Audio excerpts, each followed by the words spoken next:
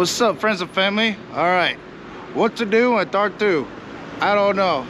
I had to come here because in order to get to Latvia's border, you have to go to a border town and you have to come to Tartu. And I wasn't gonna wait any longer in Tallinn. So there's a couple things I know about Tartu. Don't know much though. I would tell you, you start seeing more forests when you start going southeast of Estonia. But the couple things I know is that there's a statue that they wash with champagne once a year. It's like a tradition. And then the observatory slash laboratory that measure the distance of the whole world is here. So I guess we can make some kind of story out of it.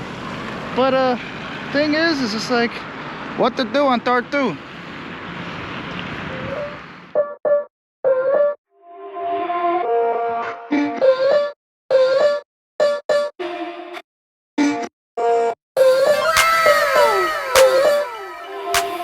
I don't know if you saw that on the camera, but there goes the only Bentley. The only Bentley in Tartu. Okay.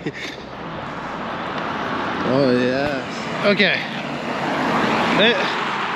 Let's see. I think I see something interesting up ahead. Let me check it out.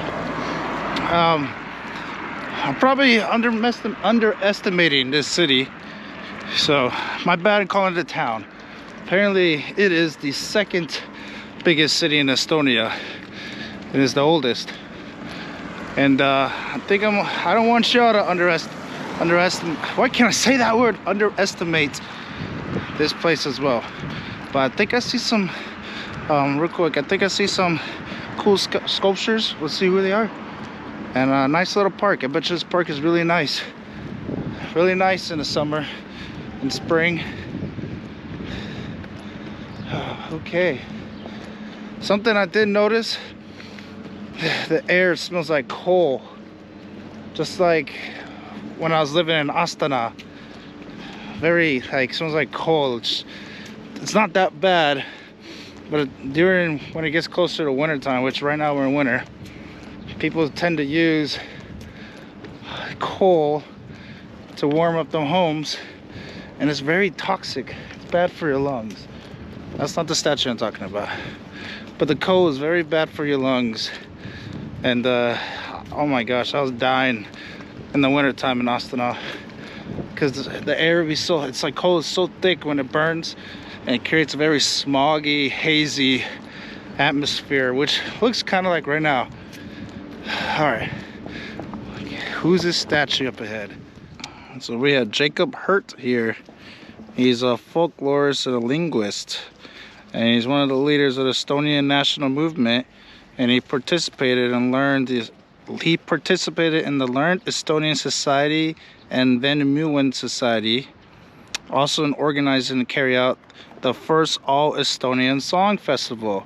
But his main contributions were he's collected all folklore of Estonia and created a huge movement with collecting all the folklore, and it became a nationwide enterprise. Even Russian Estonians and Russians who lived here helped out with collecting all Estonia's folklore. Well, that's respectful, very respectful. And they have this erected statue that got erected and revealed in 1994. So what was that, 3 years? 2 years after the Soviet Union fell. But now you guys have been following me on this channel with this adventure. We know about the history of Estonia.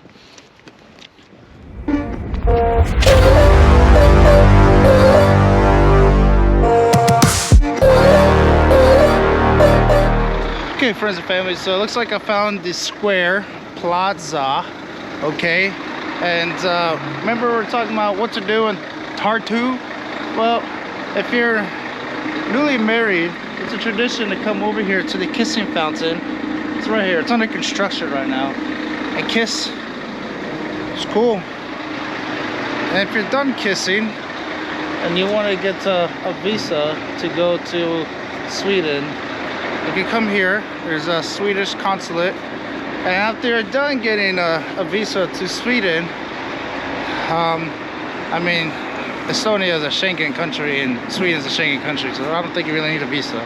But you can come here after you have that thought to the Irish Embassy pub. Yeah, and get some beers. Yeah, that's what you could do on Tartu. Sounds like a hell of a plan. Get married, get a visa, or go harass the consulate folks of the Sweden consulate, and go to the Irish Embassy. The Irish Embassy is really not an embassy, it's a bar, it's a pub. That's why I was smiling. I already know. And then you can come over here to take a very iconic photo showing all your friends and family that you've been to Tartu. Everybody get down, rock the party non-stop like this. Gotta rock the party non-stop like this. Gotta rock the party non-stop like this. Everybody get down, rock the party non-stop like this. Gotta rock the party non-stop. Yep, I went to the Irish Embassy. What to do in Tartu. Non-stop like this. Gotta rock the party non-stop like this. Everybody get down, rock the party non-stop like this. Gotta rock the. Have you ever wondered who measured the world and its circumference? Well, these astronomers who studied astrophysics, they can tell you back in 1880 something or whatever.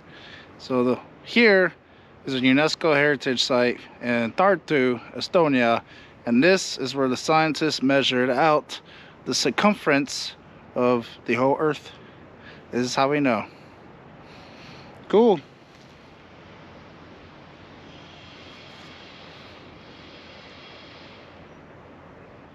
Alright, friends and family, if you have the same question like I did, what to do at Tartu?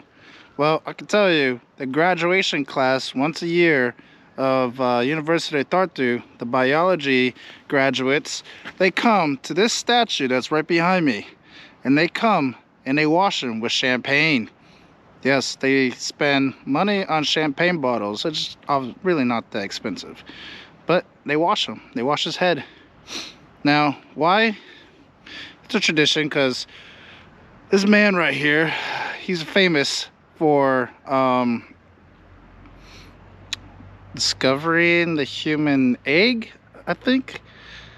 He's a famous guy and he's a biologist.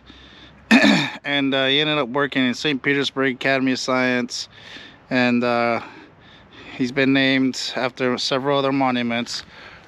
Carl van Baer. Oh, look, there's some information right here. I'm not going off the top of my head. You ready? He was a scientist and a medical man, the founder of descriptive and comparative embryology. He studied medicine in Tartu and received a doctorate here. He also spent his last 9 years of his life in Tartu. Von Baer accomplished his life's work in St. Petersburg and Königsberg, publishing his works on embryology, geography, anthropology, ethnography, and this word I cannot say because my embryology is really not that advanced. In 1826, he discovered the mammal ovule, whatever that is. My science friends and fans probably know that. I keep blending those words together. My friends, fans, friends and fans. Interesting. Well, very nice. I can't get past this gate right here. It's locked. I just watched the guy lock it.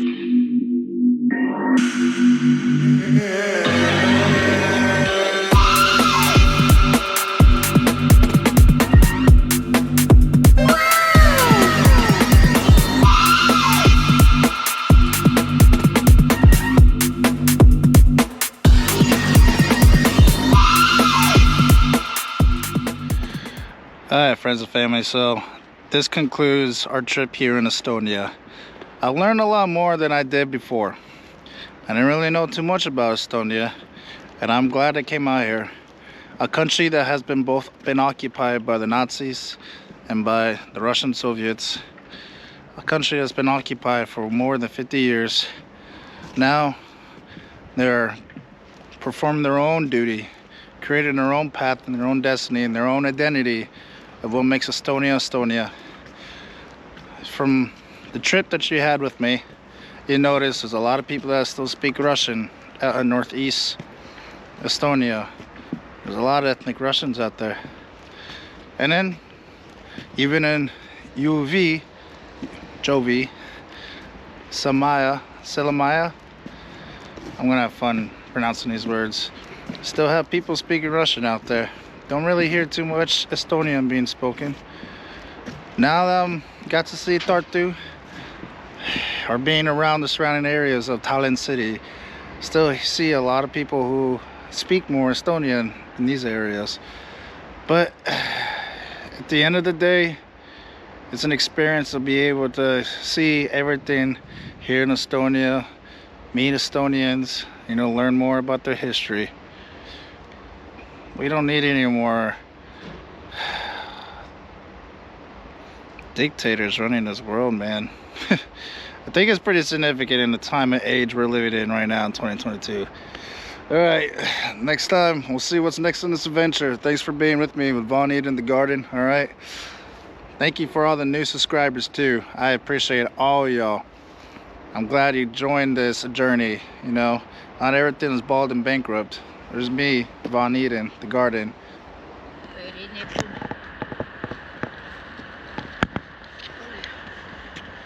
Ei tea kui vanad need on.